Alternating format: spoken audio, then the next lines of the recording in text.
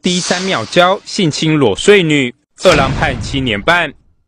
44岁二郎罗自宏，11年前住北市汀州路。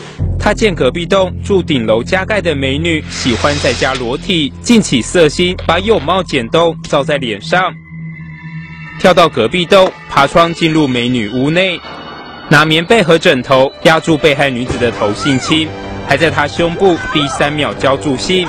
事后，他逼美女去清洗身体，想湮灭证据，还恐吓美女：“把钱交出来，否则把你从4楼掉下去。”女子趁隙冲出去呼救，却被他抓回。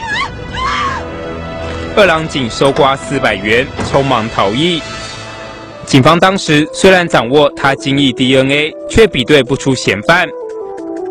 直到去年，他涉嫌犯下另一起猥亵案。警方比对 DNA， 意外侦破11年前这起旧案。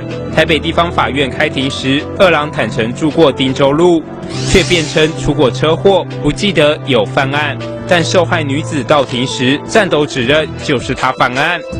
法院日前依性侵和强盗等罪，重判他7年半徒刑。动新闻台北报道。